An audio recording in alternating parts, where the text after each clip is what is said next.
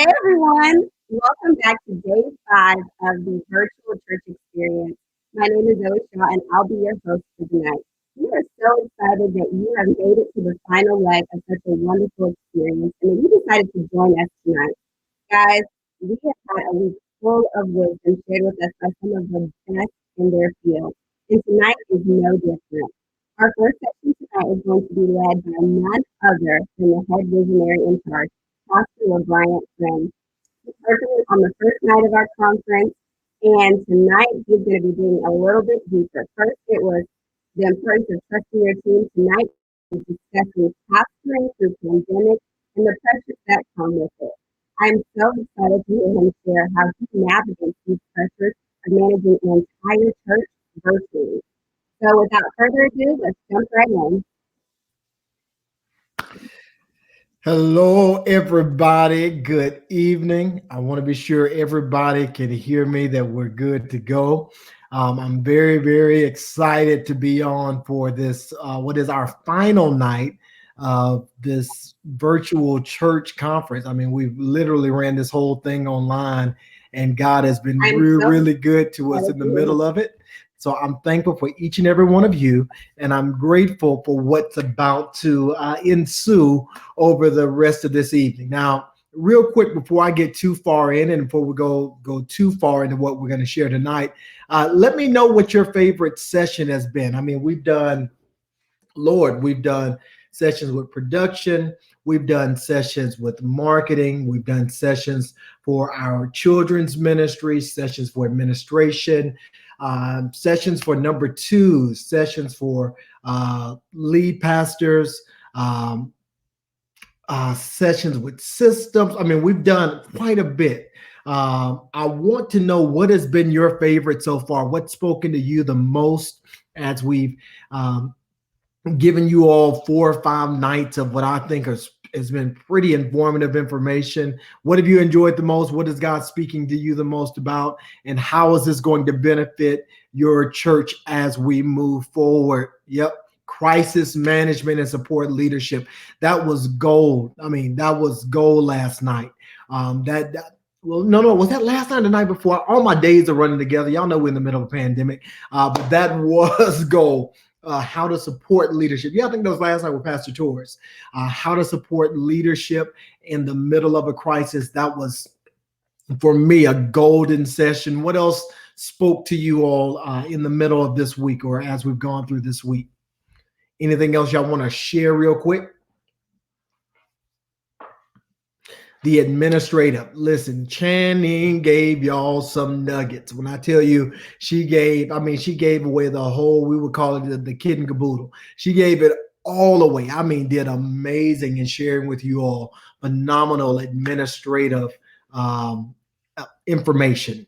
Yolanda is one of our heartbeats here. I absolutely love Yolanda, everything she carries, everything she shares, and she did an absolutely phenomenal job just kind of letting everybody know about the CARES Act and everything that entails with it. So she did a phenomenal job. I mean, it's all been good. I have thoroughly enjoyed all of our leaders. It's just made my heart proud, even as we have watched them navigate these last several nights. Some of them were reluctant about doing it. They were like, are you sure you want us to do this? But from my seat, I feel like they have done an amazing job. And tonight, I want to be honest with you. Before I begin, I've got a couple of nuggets I'm going to share tonight that I hope helps you manage and navigate what these next days are going to be. But before I get there, I want you to know that from our heart, we hope that everything we've shared over the course of the last 5 days has been beneficial to you, to your church in some shape, form, or fashion. I pray that what we have attempted to put out and just how to manage and navigate these changes have played a part in helping you to establish and or reestablish what's happening and what will happen in your house. So thank you for being a part. Thank you for trusting us, our team, and our leadership.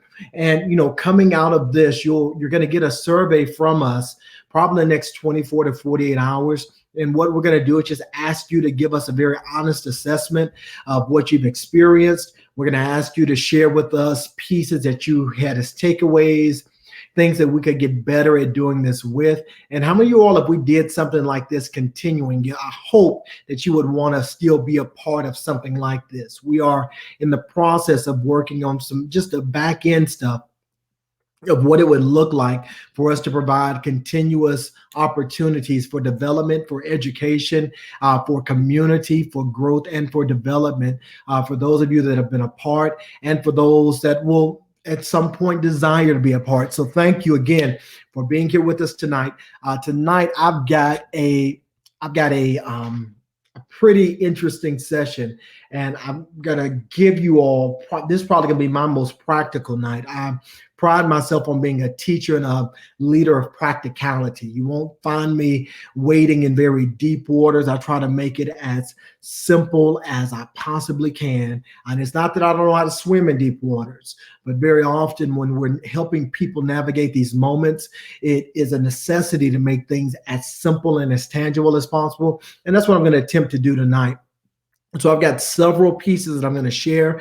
I'm going to give some support scriptures with them. And then I'm just going to kind of give you some practical steps that we've done here on how to navigate as pastors, leaders in the middle of pandemic and pressure.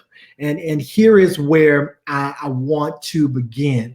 I want to start with saying that we are officially in a new normal. Things are never going to be the same ever again. What we are in now, there is no going back. This is it. We are looking at what our future is as the church. A desire to go back to what it was before this pandemic hit will cause us to drown quicker than it will cause us to move forward. We have to set our eyes on the fact that this is a brand new normal.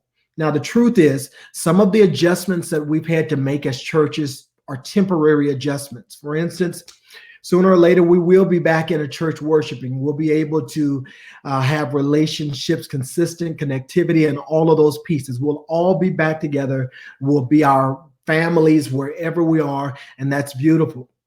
But the truth is, on the other side of us having a sense of normalcy, there's also going to be the moments that these new norms are going to force us to continue down a path that we're charting right now.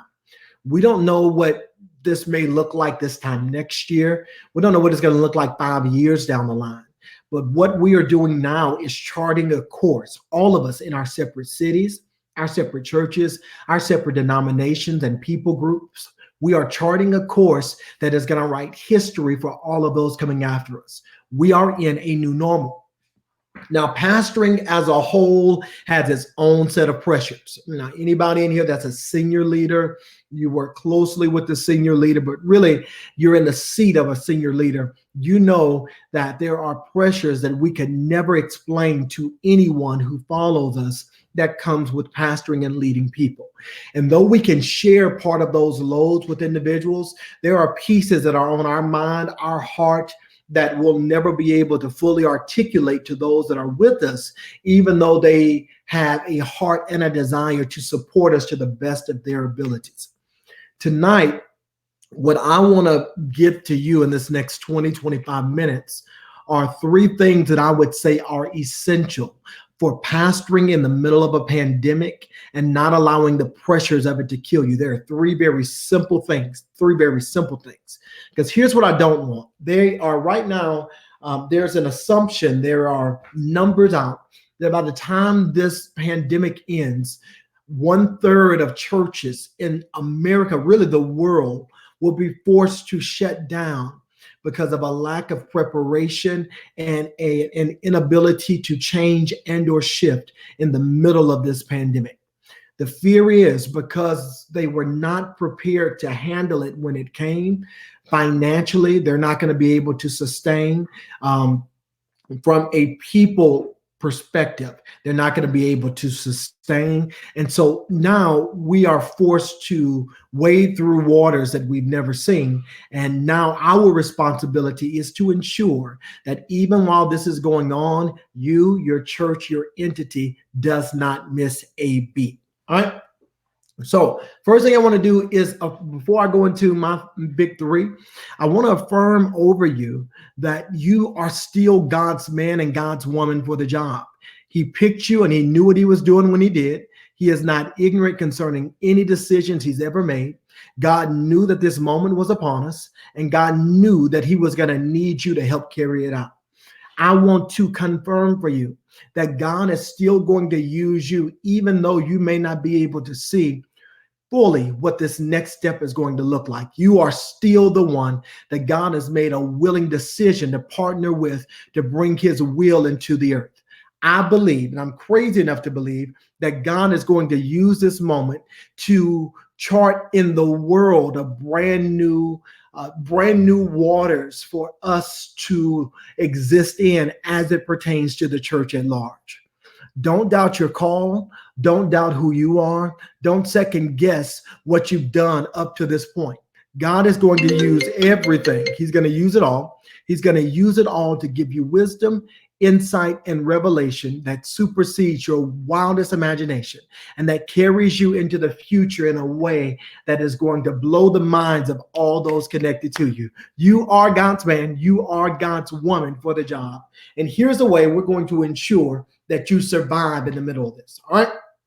3 points for me, 3 very easy points, 3 very practical things. And then I'm going to open up for Q&A. Number 1, if you're going to be successful in the middle of the pressures of this pandemic, we have to prioritize people. I want you to put that in the comments, write it in your notes. Prioritize people. Prioritize people. People, their heartbreaks, their burdens, the things that they're struggling with in the middle of this, they have to take a higher precedent in everything that we do.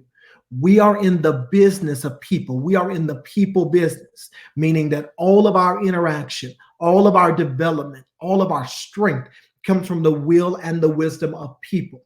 Because we are in the people business, in a moment where we can't be together like we typically would, we have to make a priority what it is that people are becoming, what they will become, how they feel in the middle of this, and not put their feelings on the back burner because we're concerned about ensuring that we pay the bills. Okay. And I'm going to give you all a couple of, well, let me give you the scripture first.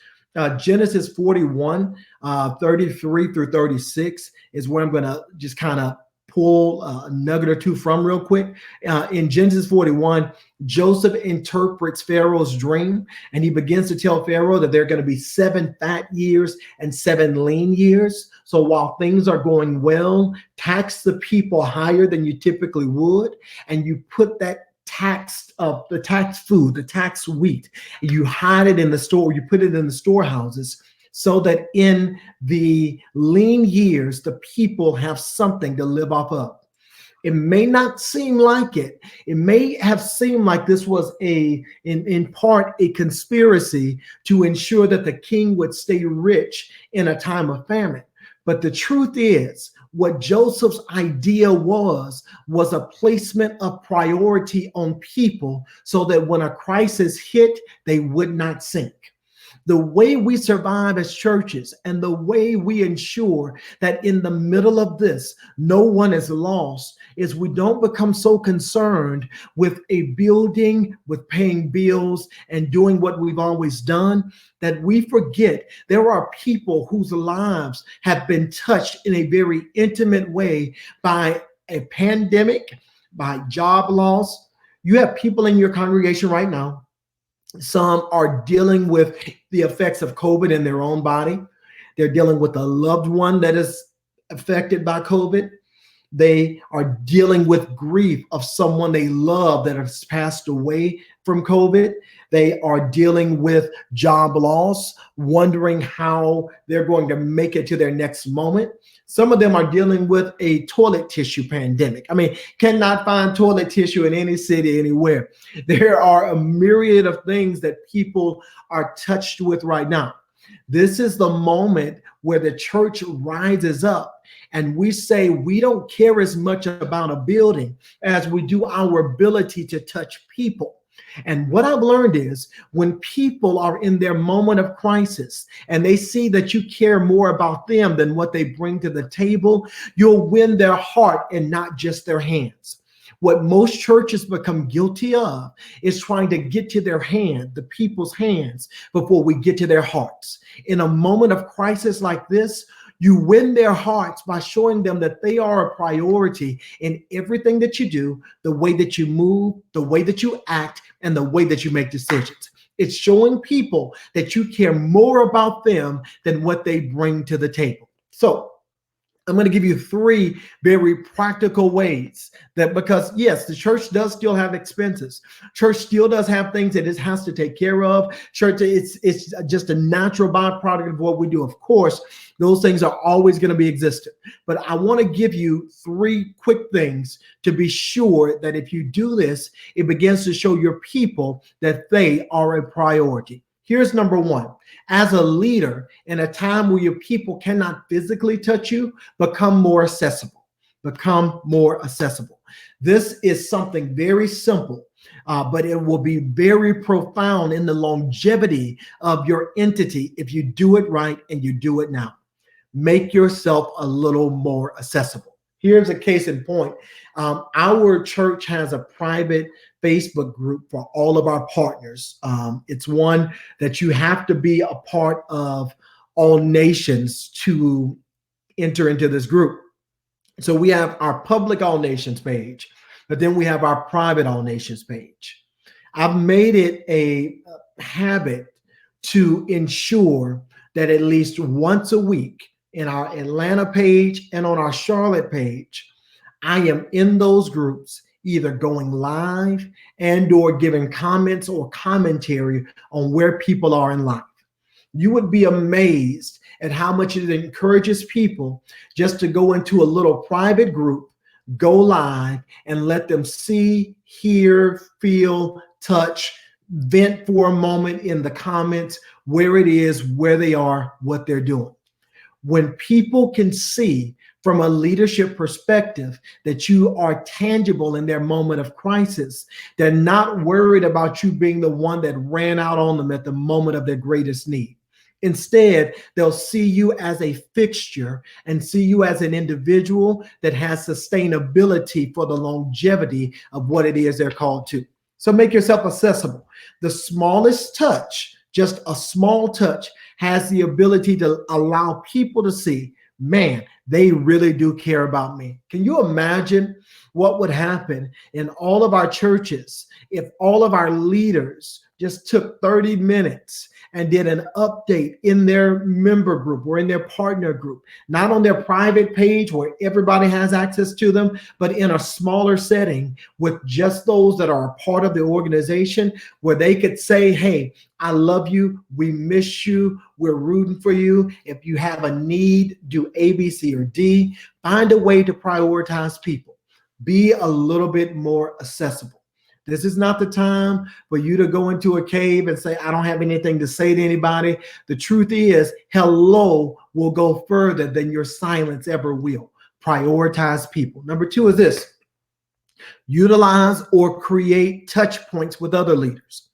So on the other side of me going in and talking to groups, we have established what we'll tonight, for just point of conversation, we'll call touch points.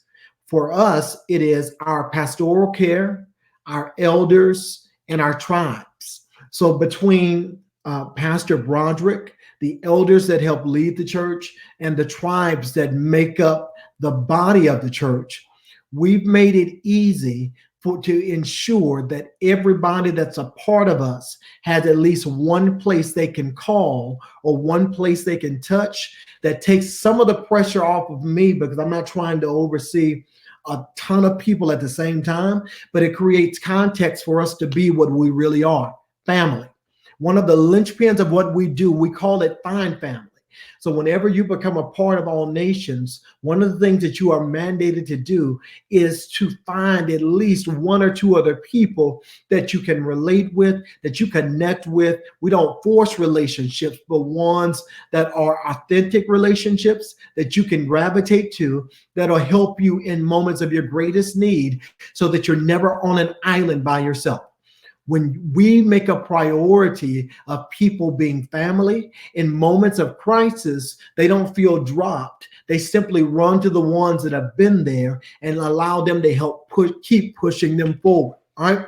So when you utilize other touch points, you have other leaders, men and women that are willing to go a little bit deeper than you. You may be the face of it, but you allow them to go a little bit deeper. If that's a call list in your church, if that's the deacons in your church, if that's another group of pastoral care team that's in that group, whatever that group looks like, make sure that everyone that is humanly possible in your database that can be touched, be sure that you're touching them.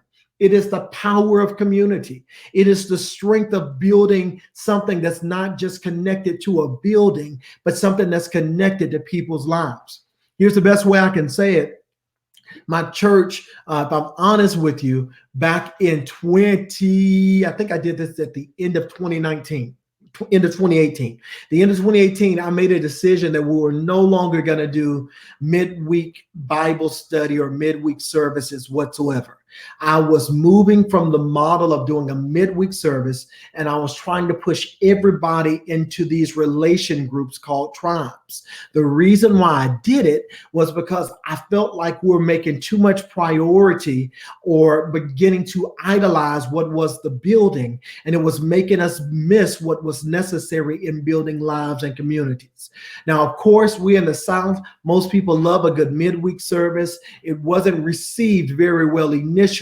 However, today in 2020, I think that it was one of the smartest things we've done as a church, because what it's done in a moment like this, people aren't waiting for me to go live on Wednesday night to announce to them what their next things need to be. They have already created relationships, and now they're using those relationships to balance them out in the moment of pandemic. All right. So be sure you're utilizing all of your leadership touch points.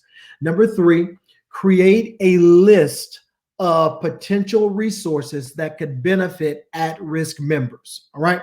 Create a list of resources that can benefit some of your members that are at risk.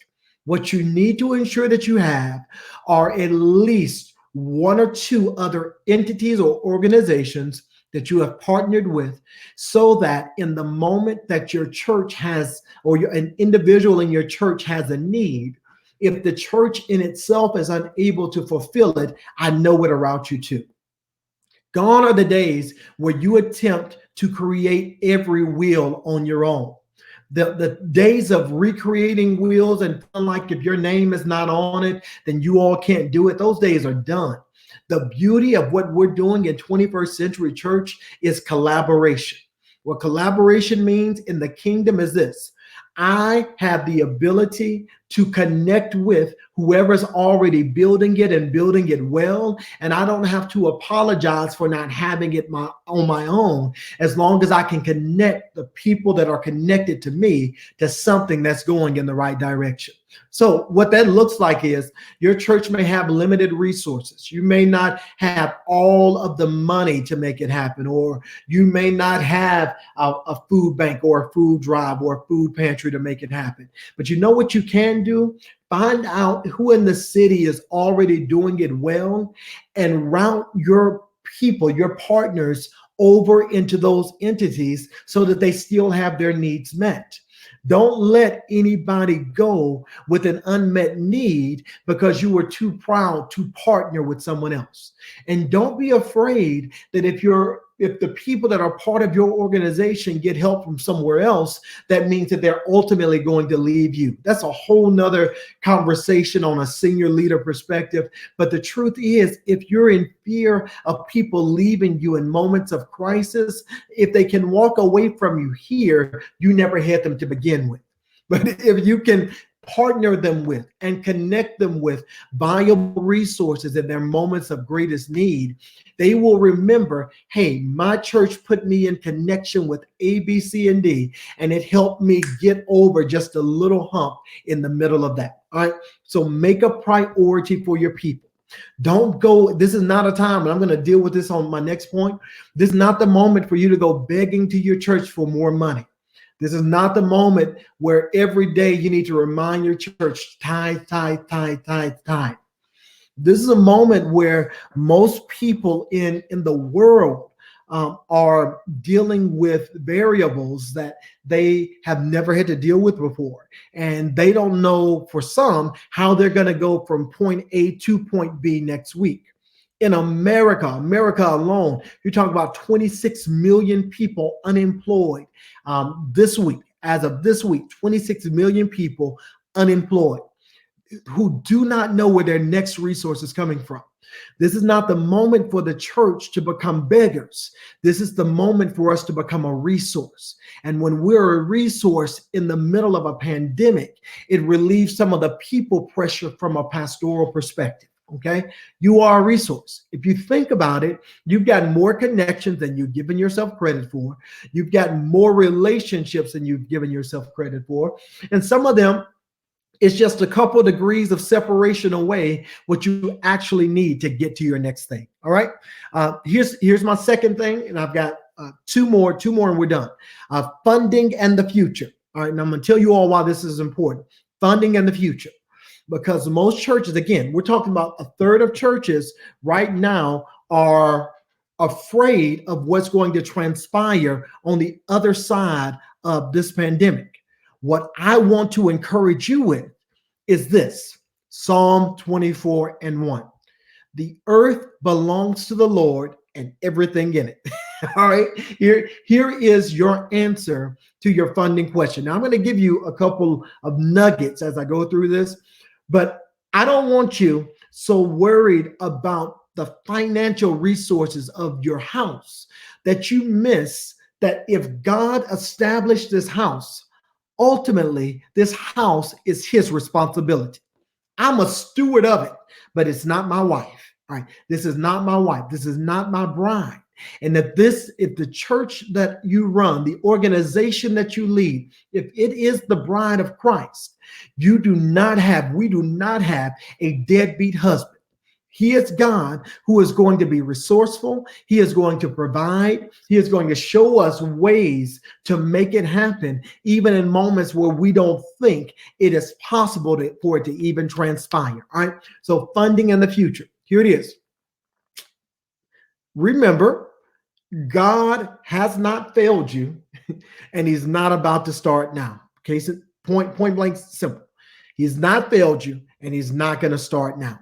So how do you encourage your people in a moment of pandemic as it pertains to a crisis and as it pertains to keeping or balancing out what are the needs of your organization while being cognizant of what their personal needs are? All right. Here's a couple things that I think are very simple, but if you make them a priority, they're going to help you. All right. Looking out for people first and you're winning their heart will always open up their heart to give more. All right. God always, here is scripture on it. God always sends provision in the time of famine. God always. He always covers his people in the time of famine. If you remember where Isaac sowed in the time of famine and in one season reaped 100-fold of what he put into the ground, it is proof that every time a famine shows up, God always sends provision. He never lacks in what he's going to send. And I promise you, there are probably some individuals in your organization that you had no clue had resources or the ability to help you get over. But if you help prioritize them first, they won't have a problem giving you anything. And I'm going to give you my example in one moment. So here are your 3 points to ensure you're still funded for the future. Number 1, you encourage, but you do not pressure. All right. You encourage people without pressuring them. What does that look like? The quickest way to shut people down is to make it feel like you are forcing them to do something they're not prepared to do. The quickest way right now for you to lose the interest and support of those who believe in your vision and what God called you to is to 5 times a day, be reminding them, we need you to give your tithe and offering. We need you to do A, B, C, and D. The doors of the church got to remain open. No. You don't put a pressure on your people in the time of pandemic. You encourage them to do what God has asked and what they feel in their heart they're led to do, but you never put a pressure on them to make it happen right now. So here's case in point. This is something that we're using right now in Atlanta.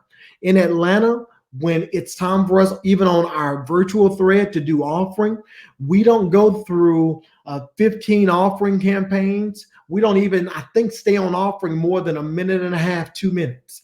We don't beat people up with the idea of giving.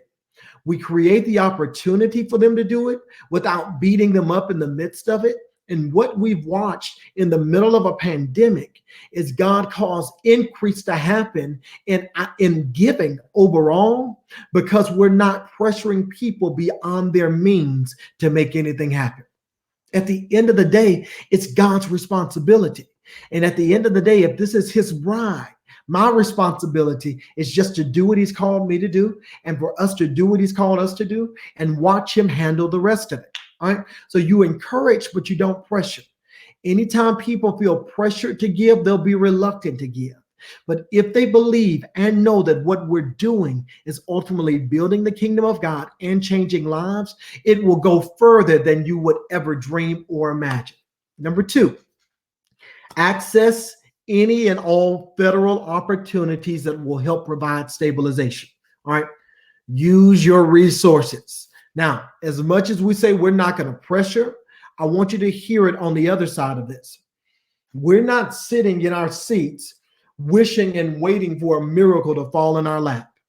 Some of the miracle we need has already happened in conversation in levels that are above us. Now it's time for us to take that information, apply it to the necessary places, and then begin to make a new path with what we apply. Yolanda Johnson, if you missed Monday night's 8 p.m. session, you've got all the links. Go back and watch it.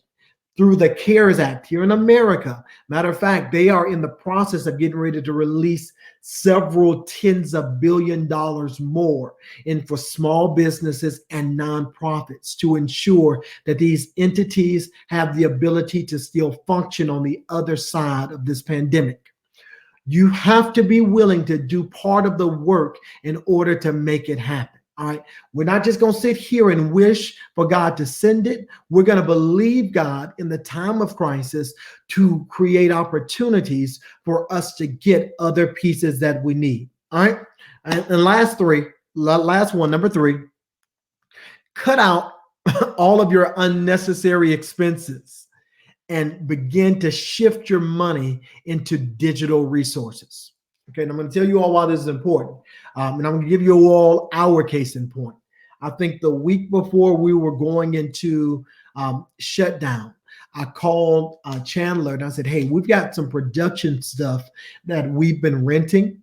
I want you to call the company, tell them to come pick their stuff up. We're about to change some stuff out anyway, but I don't want to pay another month for something I'm not going to use to its full extent. Little did I know at that time, everything was about to be shut down. Had I not made that decision then, we would have had another month's worth of payments on equipment that we were not going to be able to use. What am I saying? If you've got stuff that you're doing right now that is not a priority or not a necessity, kill it and begin to funnel some of those funds into the areas that we talked about throughout this week.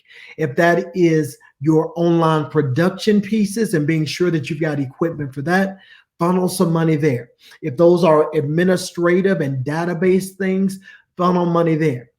Do things now and build systems now that will hold up an online presence so that even when you come back to in-person services, what you built here has sustainability and you can still run it a way that you did not run it before this whole thing started.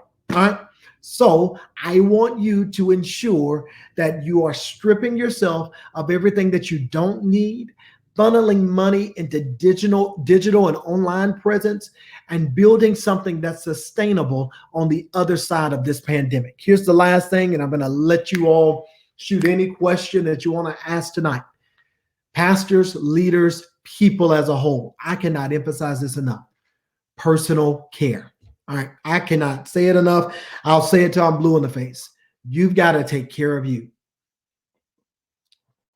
At the end of all this, if you have not taken care of yourself, and if you are not doing things to build up and enhance who you are, not only will the pandemic drive you crazy, but what you don't have in place on the other side of it will make you feel like you're losing your mind. This is a moment where self care has to be a priority. And for everyone, self care is a little bit different. First John 3 and 2, here's how it says it in the Amplified Version. Beloved, I pray that in every way you may succeed and prosper and be in good health physically, just as I know your soul prospers spiritually. So it means very little to have spiritual prosperity and your body cannot maintain where your spirit is trying to go. You have to be willing to have both spiritual advances as well as physical, emotional, psychological advances simultaneously. You've got to be willing to take care of you well enough so that once we are back and everything is running as it should be, you're not depleted because you didn't take care of yourself in the process. So, what does that look like? For me, now I'm just going to give you all mine. For me, self care and personal care for me looks like being able every day to get at least 60 solid minutes of a workout. I mean, at bare minimum for me, for my mind to stay clear, for my heart to stay clear, I've got to at least get 60 minutes of a workout. I've got to be able to get somewhere and for 60 minutes be still and allow God in a workout setting to calm my mind, flush out everything else that I'm feeling so that I can see clearly what needs to happen next. The way I keep my heart and my head clear is through me. For me, it's working out.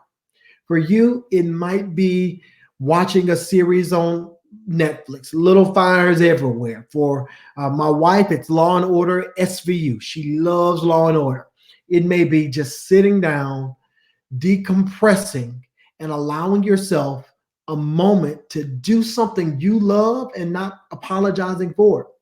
For parents who are now have become full-time educators and now are doing more than they ever dreamed or imagined from that perspective, the best thing that you can do right now is always carve out time in your day to take care of yourself.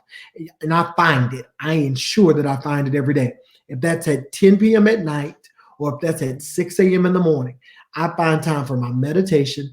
I find time to exercise so that I can be as healthy as I can for everybody else that I have to take care of. On the other side of that, creativity is birthed out of self-care.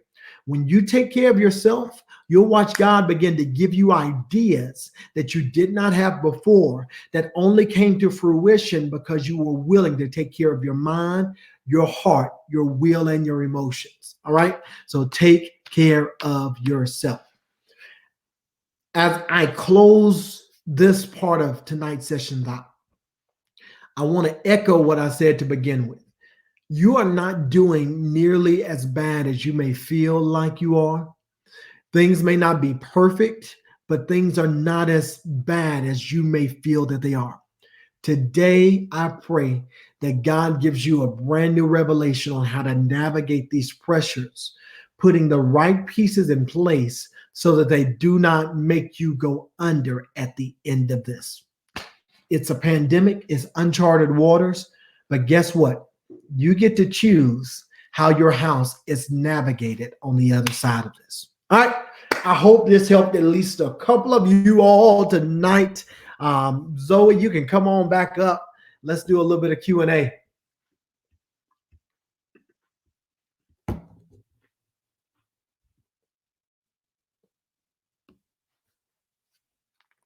We can't hear you.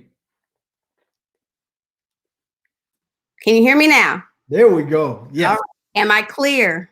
You are clear as water. Okay. Okay. Well, I think you gave a lot of valuable information that is going to carry a lot of pastors and leaders, not only through this season, but the seasons that they're going to face beyond this point. I love that you emphasize that even in a pandemic, we have to prioritize people, caring more about their heart than their hand. I think it's easy to lose sight of that when we have a lot of responsibility. So thank you for that reminder.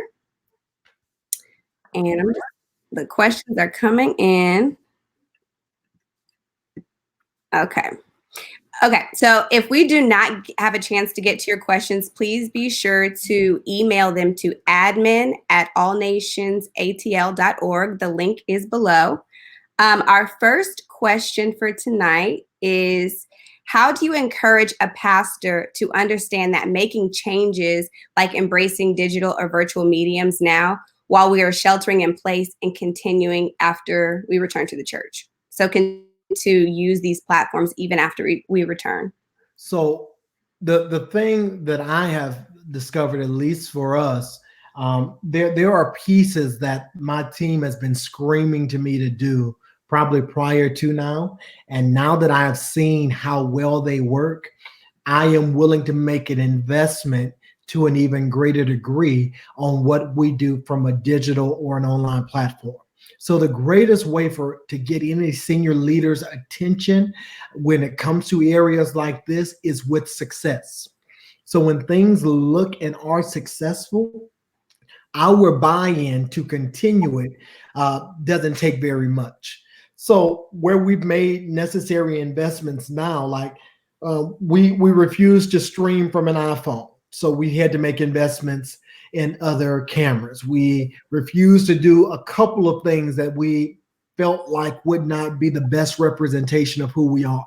But now that I've made and we've made those investments together, the question now becomes not how long or how do we do this well for the next 4 weeks, but how could we do this even better for the next 4 months? So, like, if this ever happened again, we're already positioned and ready. So it's almost taking the Joseph approach. Joseph was able to tell Pharaoh, this is what's going to happen down the line. The way you can get a pastor to see this clearly is to say, hey, because we had to hit this crossroad once, the way we stay ready and not have to get ready is by maximizing what we've already done and just continuing to make it better. It's a great question. It's good. You mentioned that we are in a new normal. So how do you foresee the church looking different once we go back to quote unquote normal? I think normal is just, I think everything that we call normal is thrown out the window. So when we come back together, I think for a season, we're going to see intensified attendance, meaning people coming out of a pandemic, they're going to be like, let me get to church. I promised myself I wasn't going to miss church as soon as it started. I got to get to the building. Now, what you're also going to find is this. There are going to be men and women who have become more comfortable with an online presentation of Jesus. They don't want the hustle and bustle. They're not going to want to deal with all of the people factor. They're going to just be satisfied with saying, hey, I made it to church. I got in the door. I just did it from the comfort of my own home. I think part of that new normal is being okay with creating a space where people can still partner and build with your organization, even if they never step foot in the building. And being okay with the fact that some of your greatest support may come from people that don't even live in your area. You'll find that people that live on the other side of the world will be the most consistent faces at what you do and how you do it. And that being normal. That's right. Next question. From a pastor's perspective, how has tribes helped to build people? I think anytime people have relationships one with the other, it's an automatic builder. More than most would want to give it credit for, people do need people. I don't care how you shake it. I don't care how you write it. We need people. We thrive off of the right relationships. What we've discovered with All Nations is that people who have become a part of tribes, one, their buy-in in the church is intense or increased and intensified. because now they have relationships connected to the organization that remind them of the good thing that they found. Number two, our counseling began to diminish when people got in the right relationships because people weren't just trying to run to the church to talk through their problems. They built the right connections away from a building that allowed them to have other people to bounce ideas and processes off of. Number three, and this is probably a big one for me as it pertains to tribes as a whole, we began to see leaders emerge out of tribe groups that we would may not have ever picked before, but because they were like cream rising in the crop from a tribe perspective, we're able to put our hands on them differently.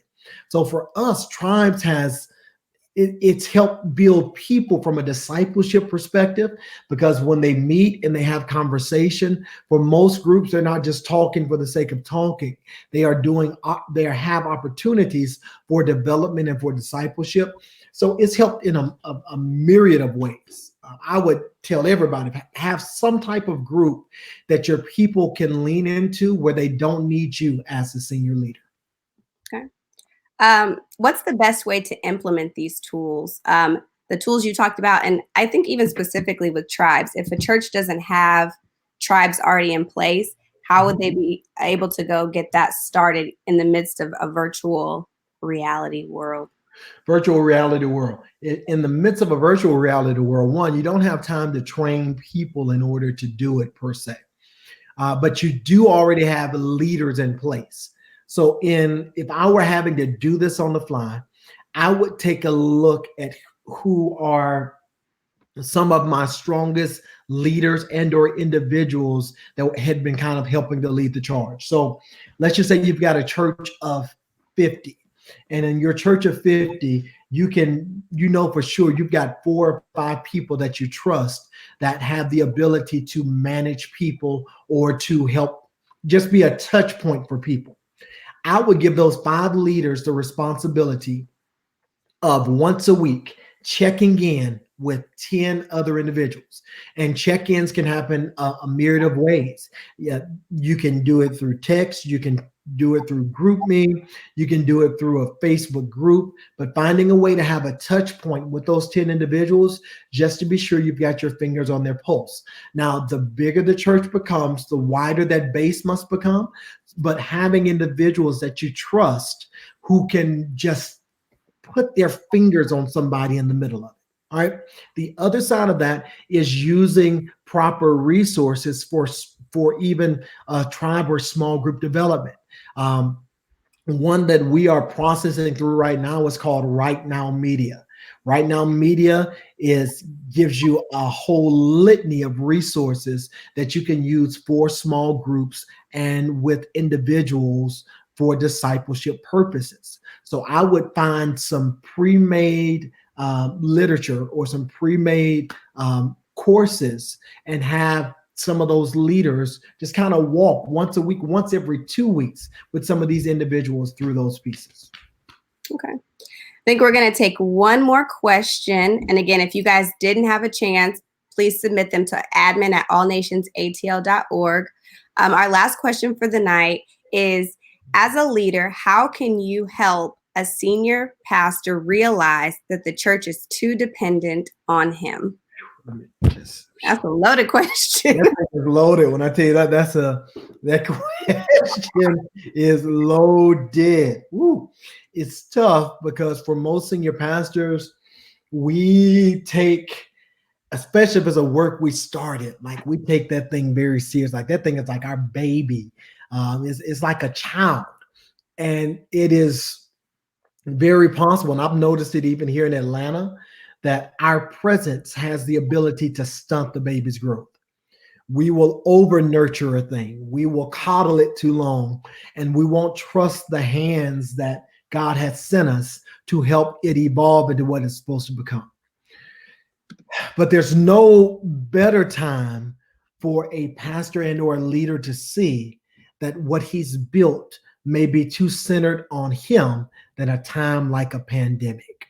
So this would be a perfect opportunity, depending on how your system or your church is built up, for the individuals who are leading out in other areas to not per se attempt to flex their leadership on their pastor, but to help him see that, hey, we've got A, B, C, and D in place. If you let me run with A, I can take some of the pressure off of you so that you are not spinning your wheels trying to create something yourself that you don't have the grace to handle. This may be a moment where it's like almost like a difficult conversation, not one where you confront to the point where he gets on defense, but one where you point to, hey, we're here to help and we're here to support. Most leaders that have started something on their own have an innate fear of people failing what they're building or people trying to divide what it is they're building. You have to disarm your leader from saying, hey, we're not going to get it right, but if you show us what you want, we're going to do our best. If you give us the vision, you show us what you want to be built, we're going to do our best to carry it out. And even though he has to give grace and space for failure, the truth is, if he will relent some of that control, he'll watch the entity go further than it ever could with him hovering over it. I promise you, the only reasons all nations is as successful as it is right now is because God has sent me good help that I did not deny. I was still trying to do everything as if we were still starting up. We would have drowned by now. But God has sent me some amazing hands, and I've had to release some of my authority and delegate it to them and let them do what they do well. It's been the lifeblood for me to what we do now. Thank you so much. Guys, wasn't tonight just amazing? Can you guys help me give a huge thanks to Pastor LeBryant for giving us new perspective on how to handle pressures?